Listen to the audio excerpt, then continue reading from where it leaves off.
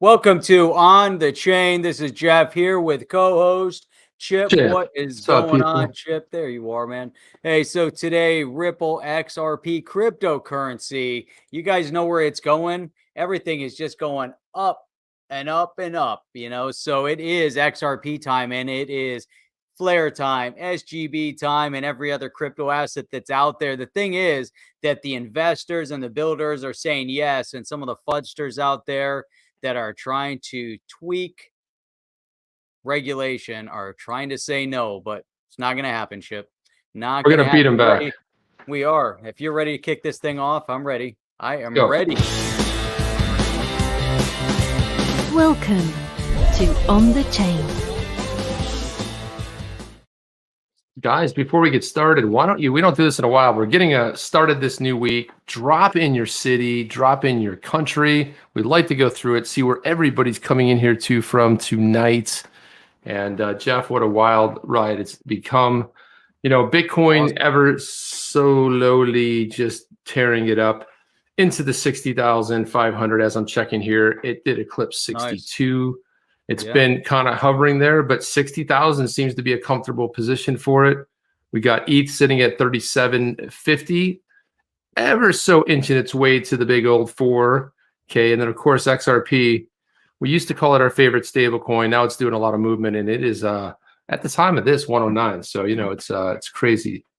It is crazy. It's not new hair. It's just bedlam hair. Chip, quick shout out to Tony over at Thinking Crypto. He said, "Hey guys," we say, "Hey Tony." Is that guys or gays or geese or what is that, dude? I mean, I said it really fast. Guys. It says guys. Yeah, Tony's been delivering with the interviews, man. I mean, he's crushing it with the second one said guys. Yeah, Tennessee right there, baby. Tennessee Scotch Rocks. I like that a lot. Nice. It's not a new do. It's just it's Cocoa Beach. Got some Pensacola in here. Got the Flare. Got Canada. We've got over in Europe in here. So hey, so Chip, there's so many amazing things that are going on, and man, it's like every day is just, man, it's just new fodder to cover. The first thing before we get into anything, I just, I wanted to throw something up here and, something brand new. And I just wanted to say, let me see if I can get this up here. Can you get it there, Hang Jeff? on a second. Here we go. I'm trying to get everything shared here properly. And let's see if it'll come up. There you go. I just wanted to say, give a quick shout and say, let's go, Brenda. Let's go, Brenda. Let's go, Brenda. and and here's the thing, Chip. I'll tell you what. So one of the things that we hear from some of these naysayers out there, and we seem to hear it more and more, is that, hey, you know what? This crypto space is being used for nothing but nefarious purposes. And we've heard it from Elizabeth Warren, another Brenda. We've heard it from Janet Yellen, and we've heard it from others. But check this out. And this is just more proof positive that we have exactly some positive momentum in the space, right? Positive development, positive momentum. And that is right here. An individual stuck at home and jobless, 26-year-old, found passive income in crypto while he was at home. He was over in Singapore. We're not going to be able to read through this whole article because it looks like I'm getting blocked out of it again. But Singapore, when the pandemic hit last year and left Mr. Nagu G stuck at home without a job, is seemingly improbable solution popped into his head. Dabble in cryptocurrency to generate some income. His first was to invest $350 in XRP on a trading platform. And then the article actually goes into, what he did to start generating revenue for himself, although he was at home without a job.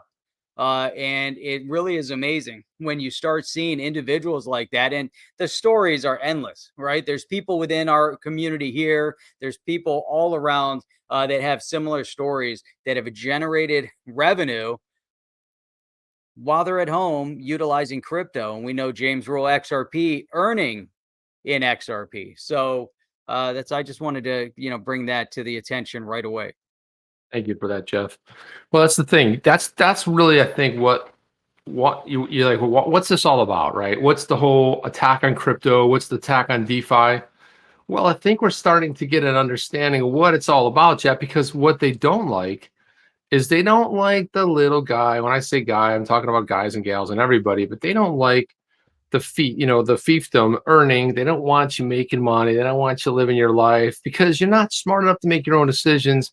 I thought something pretty profound out of Stuart Alderoty, who's general counsel for Ripple.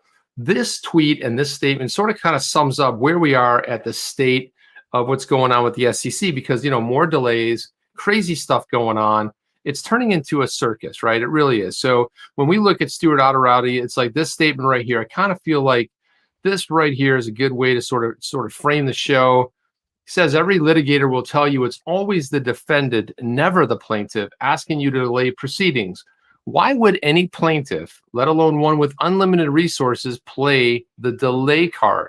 Jeff, that's a really very, very strong question right there. Why would the plaintiff, they're bringing the suit, why are they delaying? That's true. And I was reading through that as well. And typically, like you said, it's the defendant. The defendant, they want to delay as much as possible. But that is a solid question. Why the plaintiff? What did the plaintiff step in when they realized that, whoops, maybe we need to pull back here. We want to get another delay.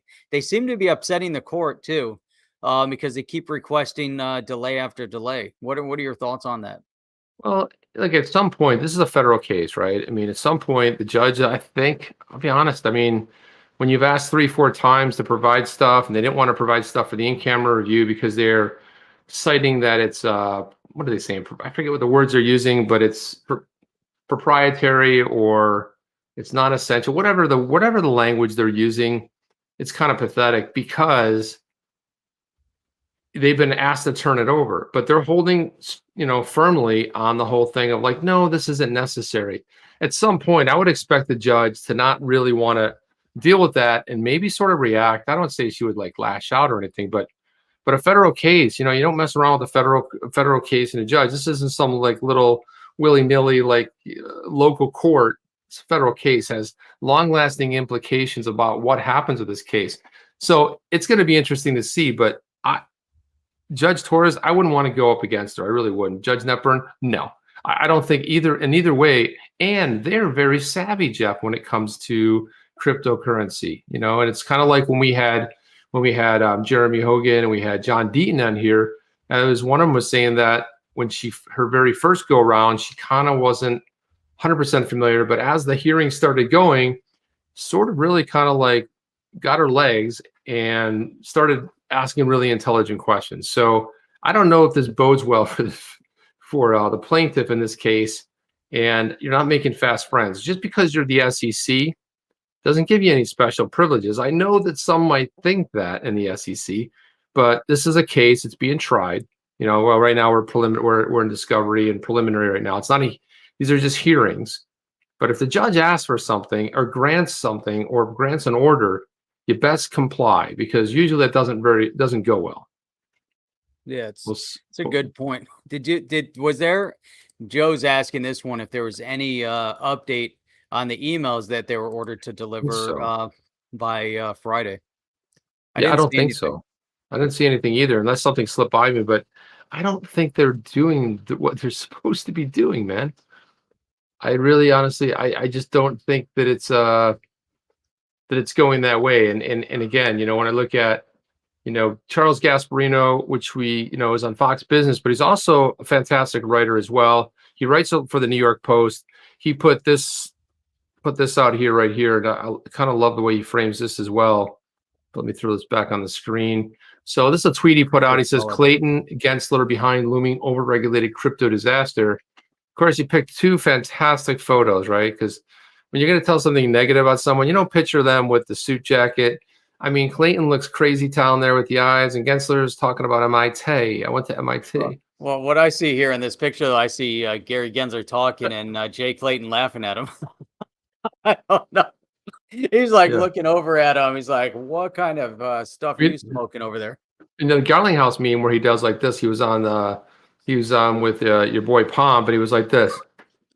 when he does that one, that's kind of like Jay, like, whoa, crazy town, what's going on here? So let's go over to this story here. Let's go pop this one open, but it's a good one. There he is, crazy town there.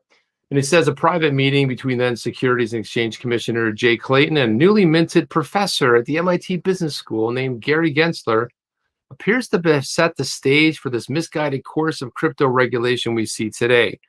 Gensler, of course, would go on to take Clayton's job after Joe Biden's 2020 presidential victory. It's unclear if the hyper-ambitious Gensler was actually prepping for that outcome by asking for the meeting. What is unmistakable, his intention to shape regulatory policy for crypto that has increasingly become, and he nails it right there, Jeff, a disaster. And Chip, I jotted down some notes in and around, this article. And one of the things that I look at is that everything, not just from Gensler, right, but it just seems like everything in and around him seems to be a disaster, as does, everything in this administration. Just everything they touch is becoming a disaster. And Gensler's no different.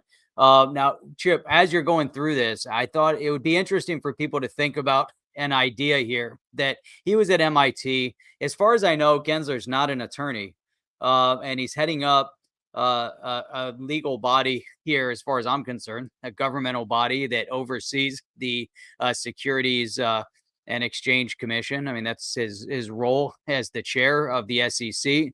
And one thing that they've left out, is that there's only 3 specific missions. There's a 3-part mission. This comes from investor.gov. The actual role of the SEC is threefold. 1, to protect the investors. 2, to maintain fair, orderly, and efficient markets. And 3, to facilitate capital formation. That's it. Now, Chip, as you're reading through this and as we discuss all the other things that go on, with this guy, is he addressing those 3 specific mission statements of the SEC? He's telling college kids how to invest their money, Jeff. Yeah, let me see if there was that one of the 3. I don't think that was let's see, to tell them exactly how to invest. No, that's not one of them. It's not, apparently, no, it's not one of them at all. So yeah, so let me get back into this. Let's go through this article here. Let's see. So let's talk a little bit more about this meeting, because I think it kind of does frame, and it's an interesting take by Charles Gasperino. He says the meeting occurred back in 2018 as the SEC was grappling with how much it could regulate crypto. Gensler had a good reason to be part of that process. Former Goldman Sachs banker, so there you go, right there. Tells you all you pretty much need to know, Jeff. Had more recently been head of the Commodities Futures Trading Commission, better known as the CFTC, which began to dip its toe into crypto regulation. At the time, he was special advisor of what, Jeff? MIT's Digital Currency Initiative. You sure he's at MIT? Which was a significant supporter of Bitcoin and its blockchain supporter. Clayton was appointed by then President Trump as Wall Street's top cop for many years as a corporate lawyer. At least he was an attorney, specializing in merger and acquisition deals, advised by firms like Goldman Sachs. So he knew a Gensler. Crypto and the blockchain technology that support digital currencies were possibly transformational technology seeking to replace traditional measures of conducting business by eliminating the intermediaries. And right there, I think that's probably another issue too. The fact that it eliminates intermediaries and this right here, transaction costs. Because what's the name of the game? Yeah, you got a third party, right? You got the intermediaries, and then you have the transactional costs, and that's how they make the money. And that's how we always say, Jeff, follow the money, right? You can easily follow the money. It's interesting. I wonder if, Clayton must have run into Gensler while Gensler worked at Goldman Sachs. Yeah, Goldman Sachs. Yeah, I think he's an ex-Goldman Sachs too. It's so funny where these guys always end up, ex-Goldman Sachs end up somehow in the government. It doesn't matter which administration, they sort of end up bleeding in there. And I think back in the day, the Lehman guys all found roles in government. It's really kind of intertwined in not such a great way. So the two discussed, and I'm told, how crypto were trading largely like unregulated currencies, but were actually securities that fell under the SEC oversight. The most established crypto, Bitcoin, and its blockchain platform, we're seeing intense competition from the Ethereum blockchain. Upstart Ripple Labs have created a platform to facilitate cross-border payments. I don't know. I kind of object to the word upstart because at this point in time, we're talking about when this meeting took place, Ripple's been around since 2013. Are they really an upstart? They're probably 5 years into it. They're almost like seniors at that point in the whole program, well, right? Go back up. So as you start looking at some of the things that are being brought up here, SEC officials believed it was also a haven for scams. Yeah. Right. So think about their mindset, right? So how many cryptos were trading like largely unregulated currencies, but were actually securities that fell under SEC. So they had this belief system. And Gensler came to the table, taking over the SEC with a more aggressive viewpoint on that. Because one thing that we know, and we've reiterated this multiple times over, is that Clayton didn't really take any type of action against the digital asset space and cryptocurrencies at large until he filed the suit against Ripple as a parting gift. And he gave the parting gift and he handed over to MIT guy. And then he said, look, I'm out. That's it. I've got, bigger fish to fry. And now he's over as an advisor at Fireblocks. And so then, and I'm sure he's doing some other things. Well, yeah, I find it interesting that he didn't do anything, then did. There was a temporary lapse, and then Gary starts, and all of a sudden he's just like hammering the space with his daddy ability. He should be, if there was like a superhero or super villain, it would be, Daddy G. You'd have the big G on his cape. He doesn't really wear a cape. He's not even good enough to wear a cape. But don't forget about he's over there at what's it called? One River, something like that. I think it's One River, and that was where they did that massive all in on Bitcoin and Ethereum right before Jay Clayton left office. A couple months later, he shows up at their doorstep. There's nothing really wrong with it. Otherwise, it just doesn't look good. But if we kind of go back to the days at the CFTC, Gensler gave the nod to Bitcoin as something that was a true crypto. He wasn't really a big fan of Ethereum, but he seemed to like Ripple even less. Both were skirting securities laws, trading as non-registered securities without SEC oversight, he believed.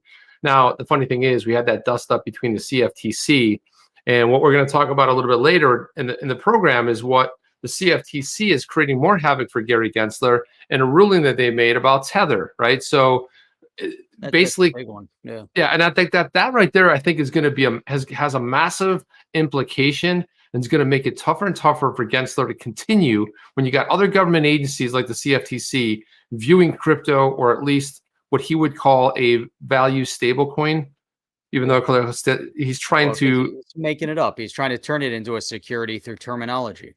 Right. And it's like, well, that's fun, Gary, but that's not what they're called. And nobody refers to it as a stable value coin. So, but it's interesting, though, that he wants to be so conniving, right, as to relabel with his own terminology. I mean, think about how desperately low you have to sink in order to try to influence the outcome of your objective, because no one's buying into it. Or you're getting resistance and pushback, but then you want to change the lingo. You're trying to, push. It's kind of like, let's go, Brandon, so, and it's, think about how that's taken, So here he's trying to change the language. He's trying to change the terminology, and people aren't going to bite on it. But if you imagine they allowed him to start using that language, right, and that terminology, all of a sudden he would say, hey, but it's a stable value coin, and stable value coins are securities. That's what we've been talking about, right? We've been talking about stable value coins. Everyone's talking about them. No, they're not. Right, but that's the phase he would get to if everyone started. But no one's biting on the nonsense. No one's buying his Brooklyn Bridge anytime. No, exactly, not at all. And this is the one statement he said. So he told the New York Times in 2018, there's a strong case for both of them, but particularly Ripple, because they are non-compliant securities. And so this is Gasperino saying, I asked crypto experts what exactly Gensler meant by that. Of course, he didn't return any of Gasperino's phone calls. Not Was that you that would. Gensler? So Gensler was saying that, and was this back in 2018 he made that Yeah, he statement? was When saying did he there's a make very that strong statement? case, yeah, for both of them, including Okay. Ethereum too, but particularly Ripple. That's crazy, right? And then So he doesn't elaborate at all. Just yeah, and he said that they tell me his rationale goes something like this: the people at Ethereum and the larger extent Ripple created unregistered securities because they sold digital coins they held to build out their platforms, and that can't be further from the truth, because if anybody knows the story of Ripple, first of all, their platform is never going to be built out fully, and why would it be? And Ethereum still working on 2.0, it's still not built out. But regardless about whether he's lumping them into the same sort of bin or Ripple directly didn't roll out the XRP. right, it was open coin, it was gifted to them. And it was gifted to them. And as it was gifted to them for the, bigger, idea of their project, and it's a whole different scenario here. So they're, definitely treading into areas that could be, debated in terms of being inaccurate. Yeah, and this whole thing. Well, here's the other thing, Jeff. I mean, a lot of people that, if you know, there's over $300 million that was invested in the Ripple. Ripple is a privately held corporation. They have private investors. SBI is an investor. You have Katao, who runs SBI, as a CEO, founder of SBI over in Japan. He's a 9% shareholder. There's a bunch of different shareholders in there. You've got Andreessen Horowitz, that's also an investor. There's a lot of venture capitalists that also invested in that.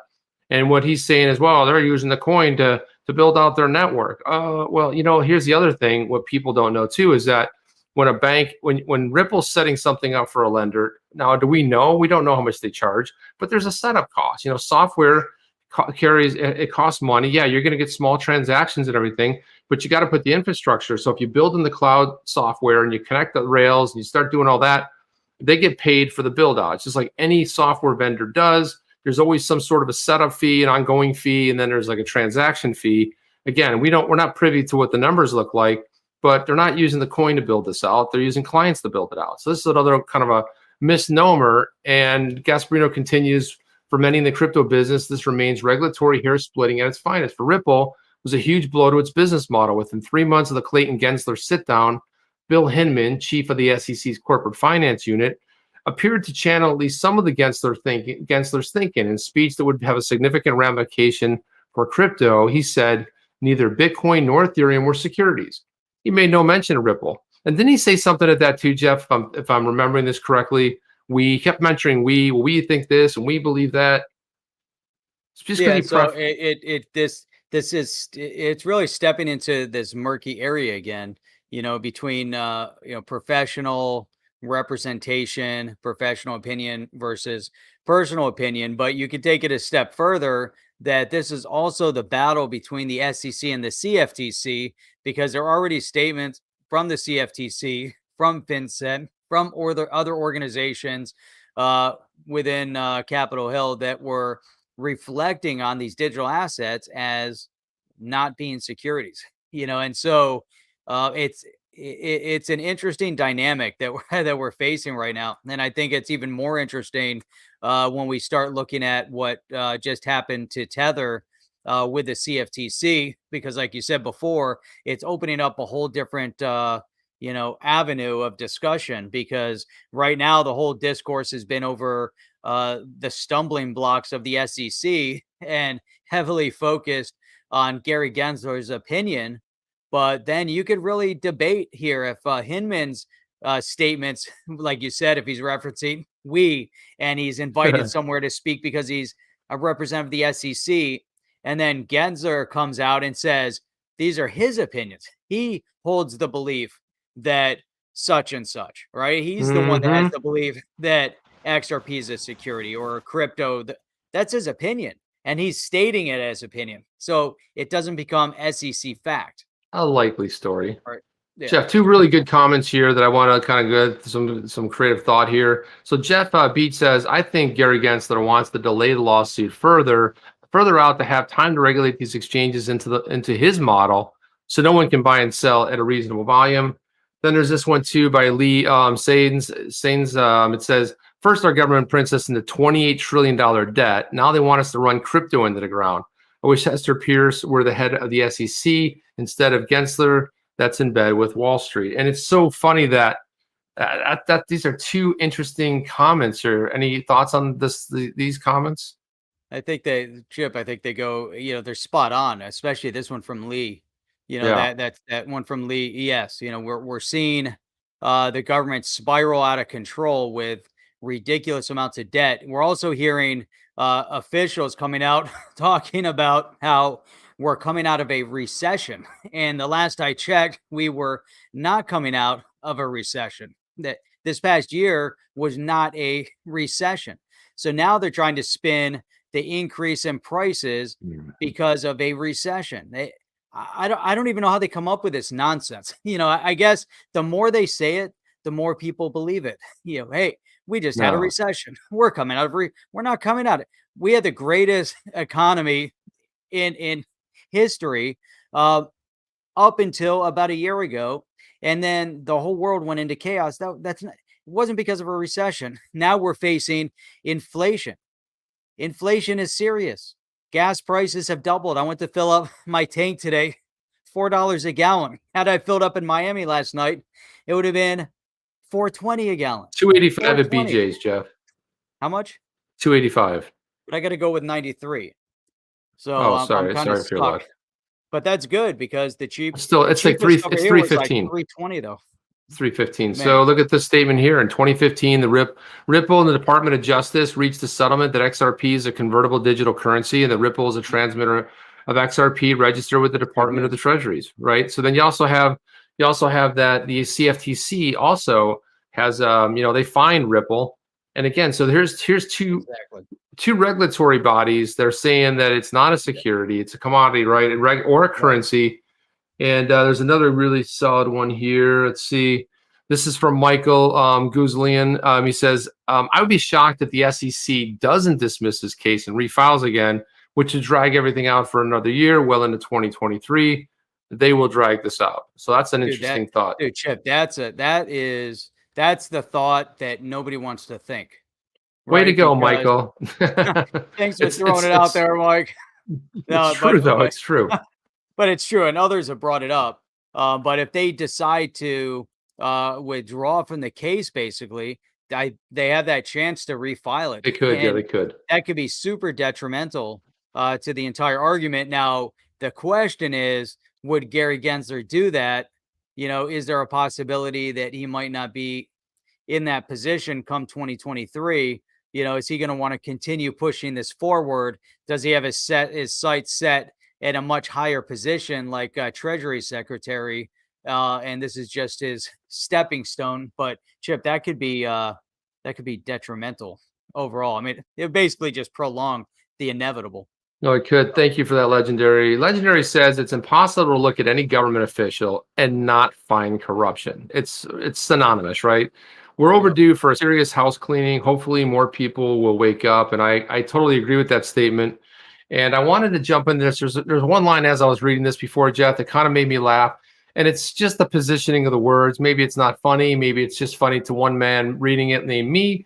And maybe no one else finds it humorous. But that's okay. We're going to go through it anyway. But it's already funny. We haven't even heard it. Yeah, so through his remarks offered at the standard disclaimer, they were the author's views, and they do not necessarily represent those of the commission, the commissioners, or other members of the staff. Clayton was clearly in the information flow. The source with direct knowledge tells me he provided some reactions after reviewing the text prior to the event. We've heard all kinds of things here, but this is where I find it funny. Sensing trouble, Ripple began to meet with the SEC, arguing that its operations were not fundamentally different from those in the Crypto Cool Kids Club. I like the Cool Kids Club. Different than the Cool Kids Club, man. We're cool. They definitely be cool, my babies. Yeah, be cool. Be cool, my babies. It did not work. It didn't work. No, you know why, Jeff? Because in December 2020, the SEC filed its major enforcement under Clayton, charging Ripple with failing to register $1.3 billion in XRP with the commission. And one of the greatest things that happened in the first hearing that I laughed out loud, Jeff, and I guarantee nobody else probably did because I find all kinds of weird things funny. But there was a line in there. I think it might have been Solomon representing, for the Ripple side, and Matthew Solomon. And they said, well, why didn't you register, you know, for 1.3 billion in XRP sales. He goes, we didn't have to. He goes, they're not securities. I was like, that's it. It's over. Close the book. We're done. Let's hop down the road. Yeah. To me, that was just. Yeah, you guys want to get a beer now? We're done. It's like, hold my beer. He goes, we didn't have to. Why would we? They're not securities. Why would we even think about it?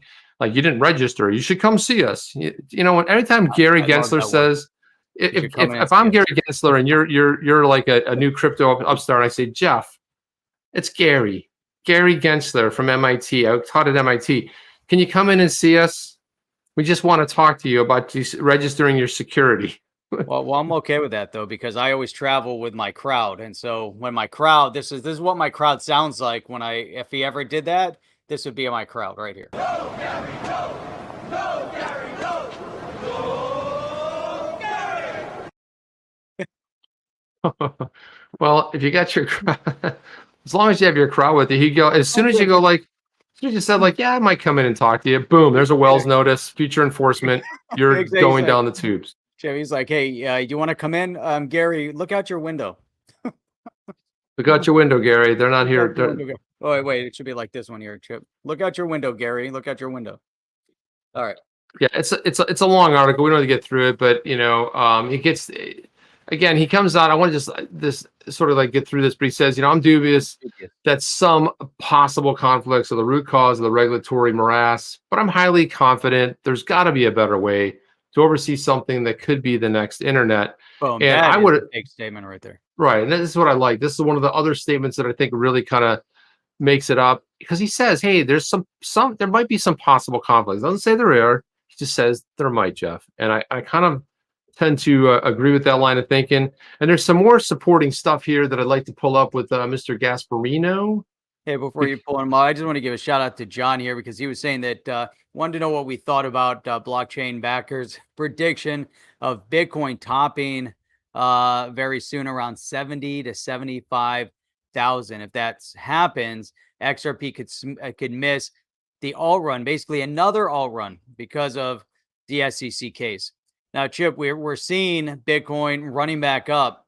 Like you said earlier, around 61,000. If it continues the trajectory that it's on, it could hit 70 to 75,000. And I'm not going to discount blockchain backers' technical analysis skills, because I know he analyzes very well. But if we look at the trend the market's been in and it continues, and there's a lot of people that have been predicting these numbers with Bitcoin, even going up to around 100,000 before the end of the year.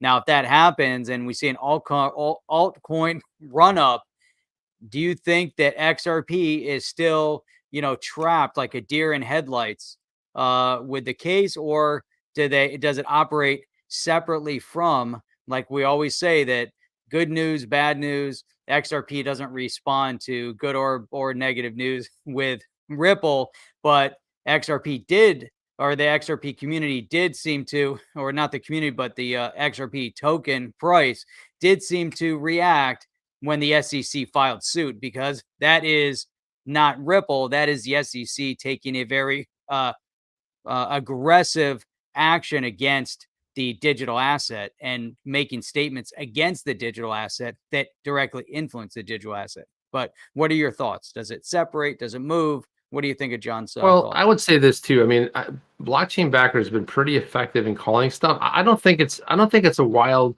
It's not like, are you kidding me? That could never happen. Now, it kind of depends on what things say, and that's where blockchain backer has this unique skill. I'll call it a major skill, because I don't possess it, and I kind of get lost in it. I love watching his videos too, because he's looking at stuff and he's looking for trends, and there's stuff that he's looking at. I think it's in the realm of possibility. But one of the things we've seen until I think XRP decouples. Now, we've had a couple of times where XRP went up, Bitcoin sort of was going on down, right? There's been like one or two times in history where that's happened. But if you look at the altcoin market, there are signs where a lot of altcoins have sort of separated. They're not necessarily on the trajectory. But let's face it, when Bitcoin rises, it kind of pulls everybody up, because people are investing and they're looking for other things. Okay, yeah, Bitcoin's going up. I might have a little bit already own Bitcoin, but where else can I get a pretty good, bang for my buck? Because if I put $60,000 into Bitcoin right now, I need it to hit 120 to double my money.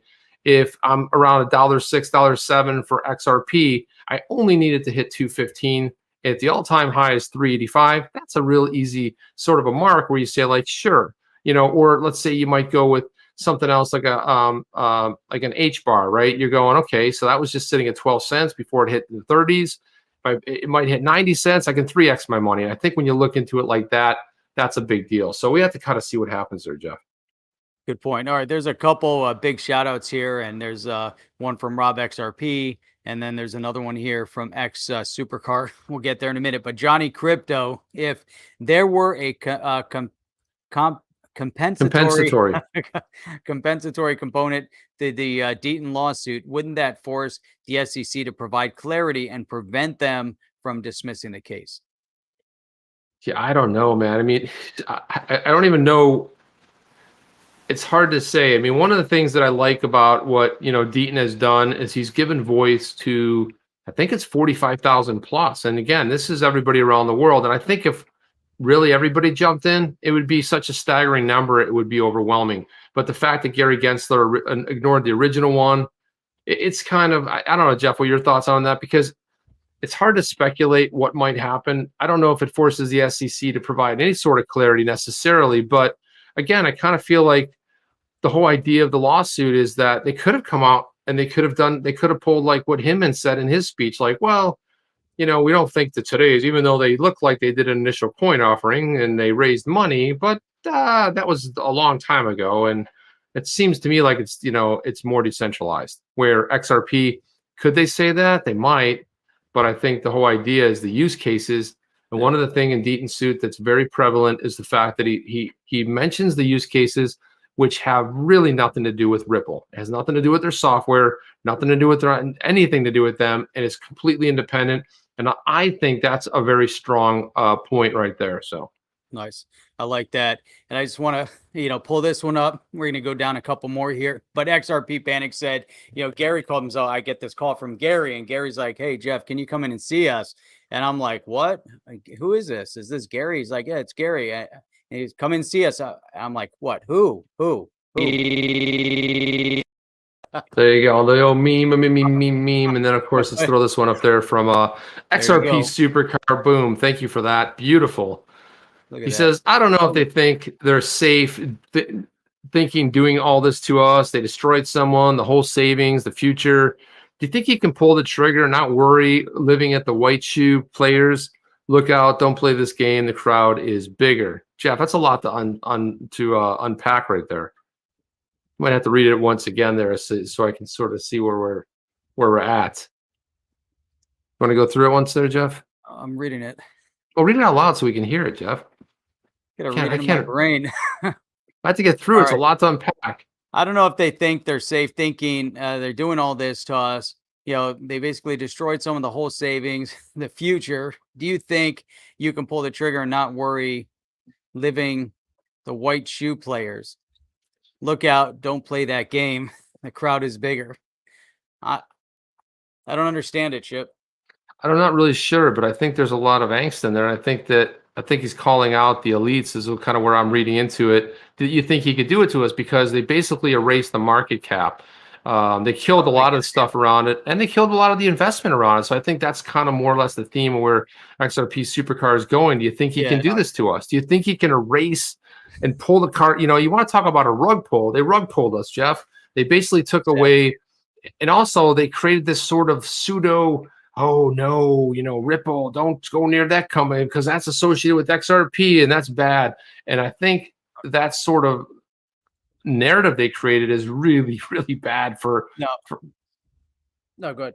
No, I was going to say, I think that's the kind of narrative they created. Now they created this whole fear mongering and everything else. And some investors out there, they're like, oh, that's done. They're selling securities. Well, this isn't about Ripple. It's about all of crypto. If you think it's about Ripple, you haven't been paying attention, right, Jeff? No, I agree. I agree 100% with that. I think that from this perspective, they come in, and they're like, hey, we don't care about you, and they're going to come in and they're going to destroy your savings. Regardless, they don't care. Hey, we're going to come out over, we're going to, SEC is going to file a suit against this. They're going to come after the invested community, the retail investors. They've made derogatory statements about the retail investors' intelligence. coming from the SEC, that it's mind-boggling, right? So now, is this something that they can do and not worry about it? I mean, can they do what they've done and then sleep at night, knowing that they did this? You know, and I think it's crazy. The one thing that is known though is that all of us are, you know, we are the majority. And I was saying that yesterday. We're the majority. We can't continue to allow these entities to keep pushing everybody around. It doesn't make any sense, you know, and that means that you got to get them out of office. You can't allow this kind of negative ideology to be so pervasive into the system, because it's destructive economically, and we're starting to see it.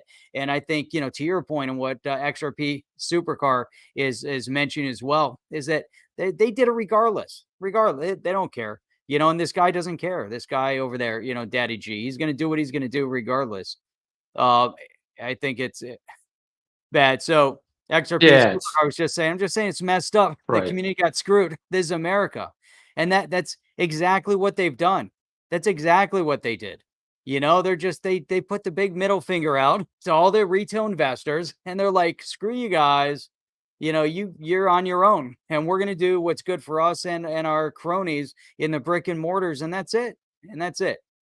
You know, and so, yeah, I think that's interesting. Reg Mabry also is saying, if Clayton consulted with the Brooklyn Project and Gensler met with him, they may have violated U.S. securities law. Oh, there you go. That's interesting too. Was there a little bit of collusion between Clayton and Gensler ahead of time? You know, when Gensler wasn't even in the know yet. You know, what was going on? I don't know. Also, too, what he's bringing up over there, it's all sorts of crazy stuff. Yeah, there's a lot of stuff going on, but I kind of want to like put an end cap on this thing, because there's two more things that Gasperino put out here. And this is, he said, editor's note on this column, the one we just talked about. I contacted everybody named in the piece, emailed them to the exact wording of what was written about them. I do that because I want to be convinced the thesis is wrong. So in other words, prove me wrong. So here's what I wrote. Write back if it's wrong, write back if there's something going on. And then this one, which I absolutely love, the great New York Post graphic department. And this is how it appeared in the paper right here. So that's you have the duo behind looming crypto over-reg disaster. You got him sitting there with Bitcoin.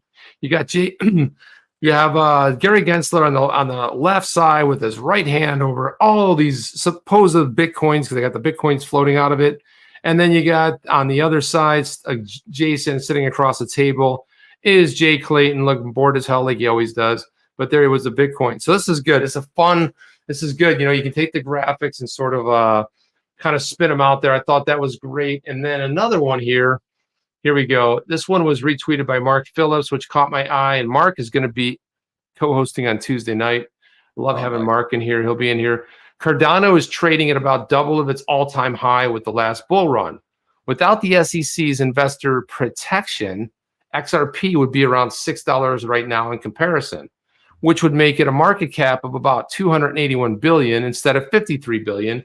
The SEC's caused more than $200 billion in damage to investors. And I think this plays right back into what XRP Supercar was talking about, was just the destruction. It's like Godzilla walking through Tokyo, just blowing everything up, you know. And it's like Gary Gensler in a big clown suit, you know, walking through one of these little miniature cities that happen to be our investing, you know, prowess. And here we are getting destroyed. We're getting wrecked by who? By a government agency who has no business regulating, you know, digital assets, because they're not securities. Chip, an unelected. Thank you for that. Thank you for that, Jeff. And then I want to put this one up.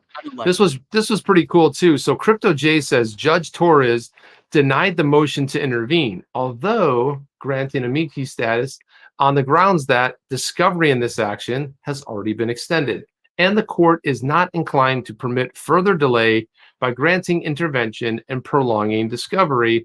And of course, none other than Jeremy Hogan said, hey, nice catch, CryptoJay. From Judge Torres' prior order, discovery in the action has already been extended, and the court is not inclined to permit further delay by granting intervention and prolonging discovery. Let's see her be consistent here. So that was a nice little sort of a dust up that CryptoJay uncovered there. I kind of like that. And this is what I like about this community, Jeff. Is one of the things, you see someone puts out a tweet. What's the best community? There's a lot of great communities, but there's a lot of love in this XRP community. There's a lot of knowledge. There's a lot of people who endlessly go down rabbit holes and research and look at stuff, and a lot of YouTubers who are phenomenal. It's just, it is the best community, hands down. It's the best, man. It's some of the smart, and if you think about it. I was just looking. Sean Thompson was just saying, "What's up with the spammers in the chat tonight?" Yeah, guys, take care of them if you see them in there. I'm seeing that people are. If you can block them, definitely time them out. If you can time them out and get rid of them too. But I had to go over to YouTube to actually see it. Yeah, unfortunately, we don't see it here. I turn down my lights, but every time I move, I can't turn down my lights. I got to redirect my lights. You got to redirect them, Jeff. Well, look at my head gets shiny.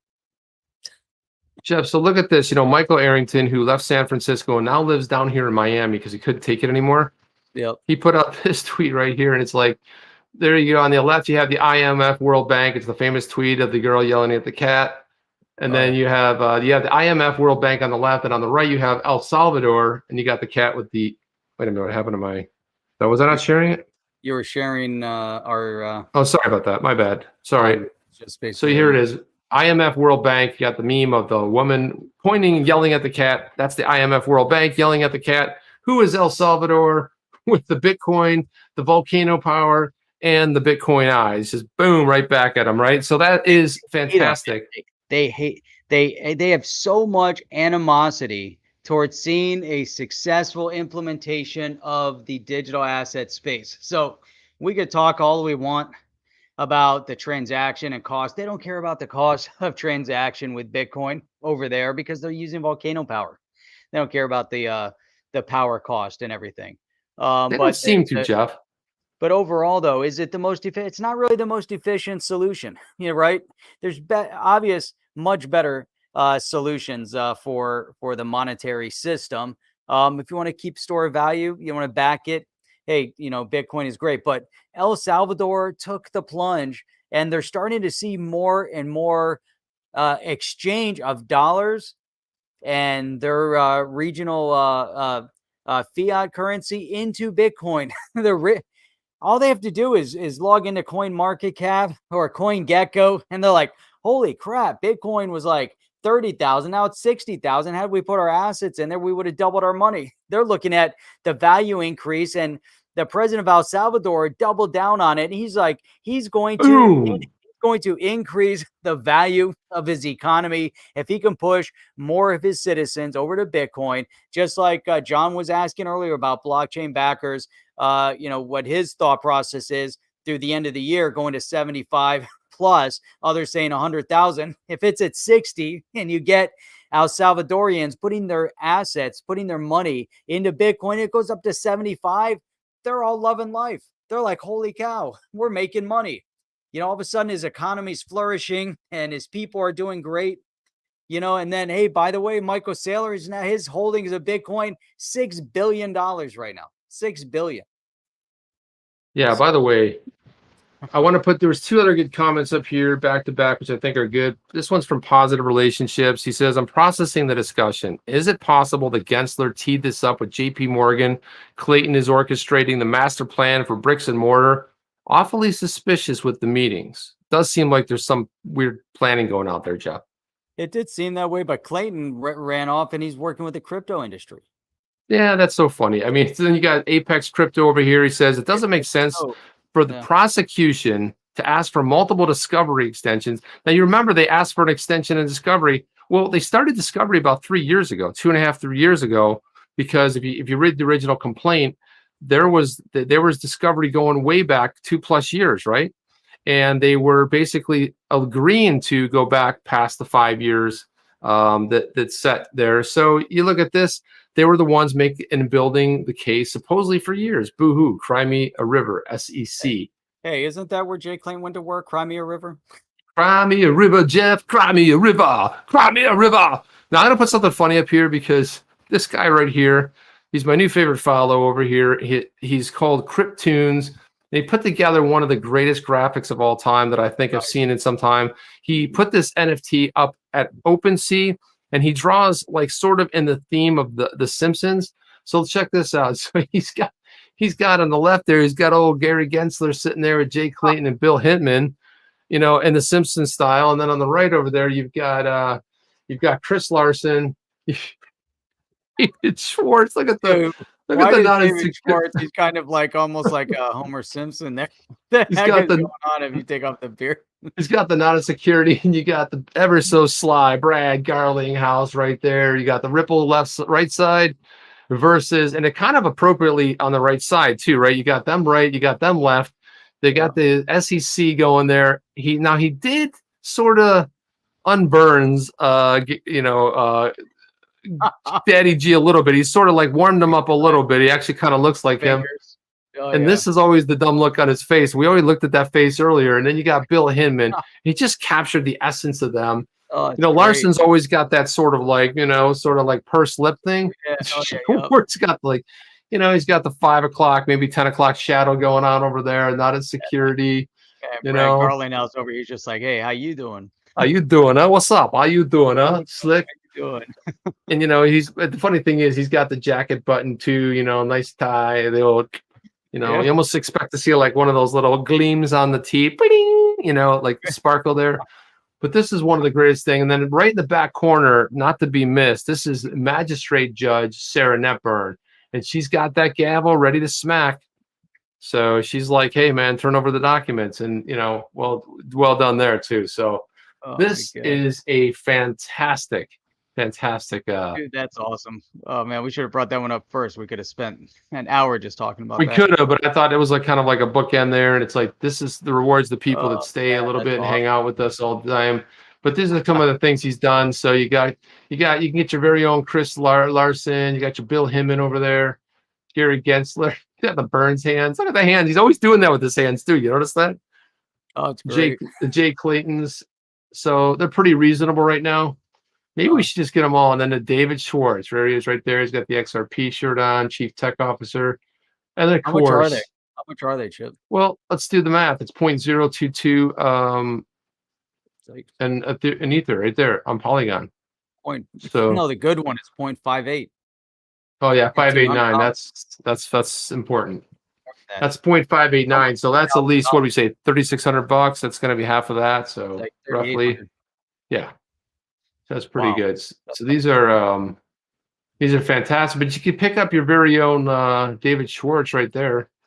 That's not a bad deal. That whole stain is awesome. Yeah, you can buy it right now. Boom.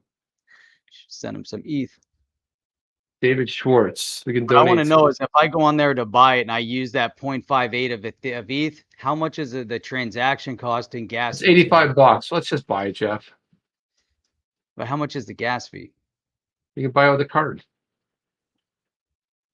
I know. I tried going through that whole process, and then for some reason I stopped. I can't wait till we get on the XRPL and Flare Finance rolls out their NFTs. So many cool people rolling stuff out.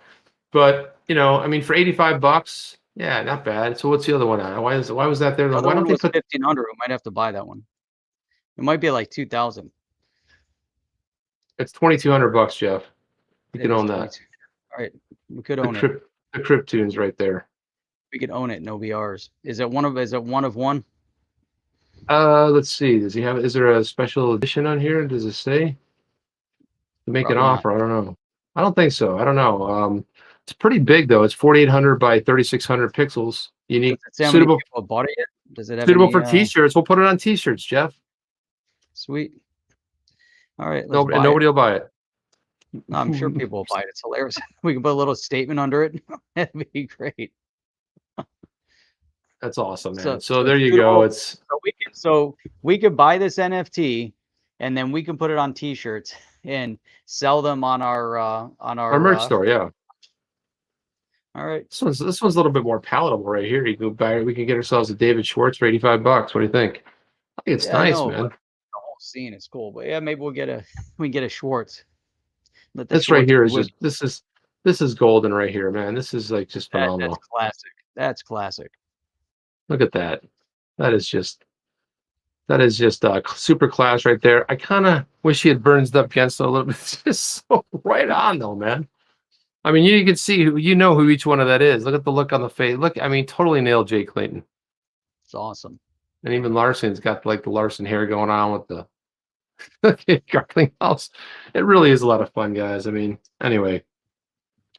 Nobody is listing Songbird. Well, don't worry about so much about Songbird because Alan said the gas fees are like yeah, that's why I think ultimately you're going to see. This is why I think even when they roll out 2.0, remember we heard 2.0. When they roll out 2.0, we're pretty sure that the gas fees are going to go away. I mean, I don't know about that, Jeff. Yeah, we get Gasperino to show it on Fox Business. We should buy it and then send it over to Gasperino. Gasperino can put it on there. Yeah. When he comes on the show, then we can share with him. Be like, hey, you want to put that up onto say owned by On the Chain, and you can show it on Fox Business. Oh, we'll relist it, Jeff, for $589,000. Auction that and off. you'll pay $40,000 in gas fees. It'd be awesome. I mean, what could possibly go wrong? Sell ends on April 14th, 2022. So yeah, we'll see what this ends up going for. Saw that regarding James Rule said between 10,000 to 35,000 on buyback. That I don't know where that didn't factor into. I don't know where that fell into the conversation. Yeah, 500 cool. $500 in gas fees. There you go. It's a good gig if you can get it, making the gas fees, but that ain't going to happen forever, Jeff. And eventually that game's going to turn around and people are going to be tired of that. I mean, one of the things about open. I want an NFT of Vitalik talking about the gas fees, giving the gas face. There you go. That'd be. Me likes it a lot. Well, somebody put up I'm going to go fish something out while you chat a little bit, but I'm going to grab this real quick. Somebody threw this. Yeah, I'm gonna fish out one of the images somebody sent us. I gotta look through it. Image. Cool image.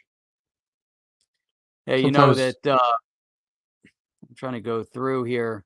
So this was good too. Hans Loaded shared this with us. Now at BIS, which is the Bank of International Settlements, starting tomorrow. They have this lineup at FinTech Week 2021, and I thought it relevant where we could actually look at some of the guest speakers. Now, I would love to be in the room when they come into conflict here, because you've got none other than Daddy G. You meant contact, right? What did I say? Come into conflict. Well, that too. They're on the same day though, Jeff. Those two. When they come into contact, then maybe there'll be a conflict. Yes, So I think that was kind of a nice Freudian slip there. We're going to bring them into the cage, and they're going to battle it out in the cage. And the victor gets to walk away with the spoils, and the spoils are whether or not XRP is a security. Therefore, we get to put Brad Garlinghouse in with Gary Gensler. And if we're going to put it into the WWE style ring, then we're going to have Gary's or Brad's backup will be Caitlin Long, and Gary Gensler's backup would probably be, I don't know. You have your choice of all these other people in here. So yeah, I would say the guy third from the right on the top there. What's his name again? He's from the is that the IMF dude? See, can't see it. It's not big enough, so I can't tell. It doesn't. Let me see. Oh, you know what? Oh, I could have done that. That would have made a lot more sense. Well, why don't you zoom in there? There you go. I think Kristalina Georgieva, the managing director at the IMF, she could throw in there, and then you get Augustin straight from the BIS. That's it. The governor of the state of Pakistan. Man, there'd be all sorts of takers over here. Wasn't that kid from the? You think he was that kid in Willy Wonka? Augustus, that dude right there, Augustus. He was that kid in Willy Wonka in the original movie. Yeah, he was always causing. He was on TV also. It's always causing trouble. Yeah, well, Jeff, well, you know who he looks like? Who's that guy that makes all those horrible movies? Oh, Roger, the one that made Roger and Me and all that.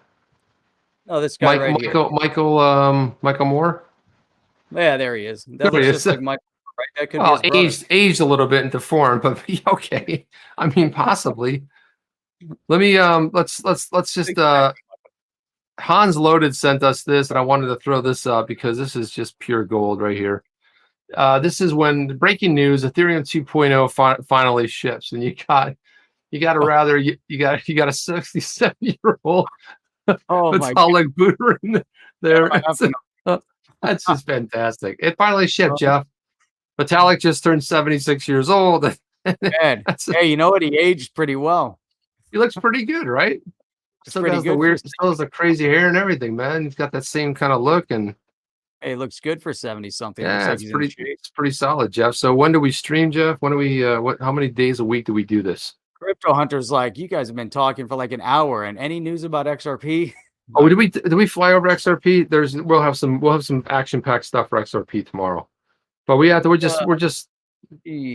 Well, I mean, look, there's a little bit of price action in there, but I think it could be an interesting. So tomorrow night you have a great guest that's going to be co-hosting with you while I'm traveling, and that is Alex from Coining 203. And on Tuesday you have another great guest coming in, Mark Phillips. We've had Mark on before. Both of them are just phenomenal.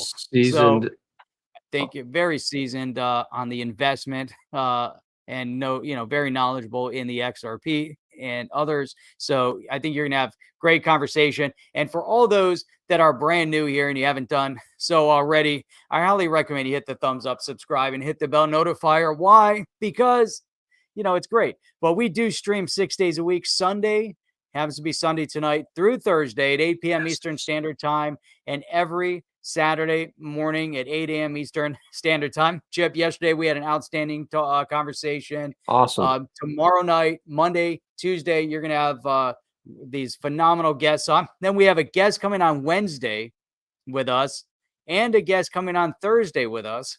Yeah, it's going to be awesome. It's going to be packed with guests. And so you guys are in for a treat, an on the chain treat this week. So say that 3 times fast. On the chain treat.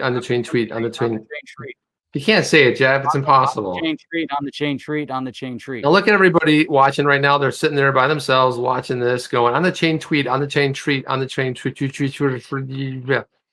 It's a tongue twister you just created there, Jeff. They're like, what the hell are we listening to? I'm envisioning a brand new shirt in our merch store, on the chain treat, with a big old one of those, I don't know. Lollipop, a big lollipops or things on a stick, dripping air. It's gonna be awesome. It's a treat, man.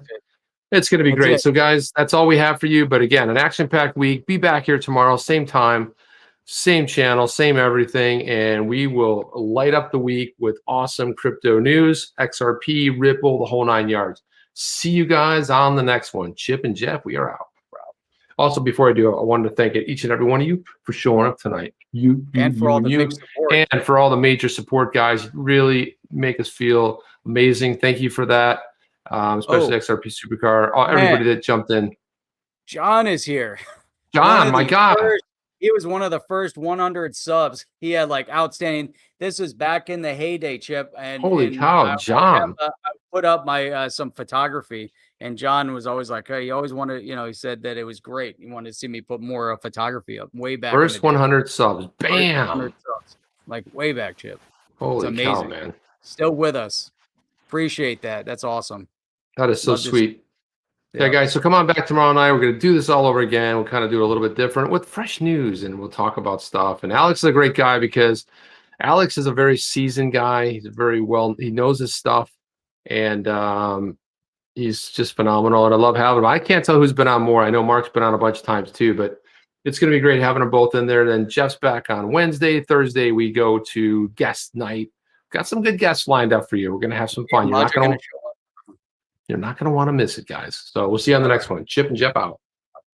Are you down with OTC? Please like, subscribe, and click the bell to be notified when the next video drops.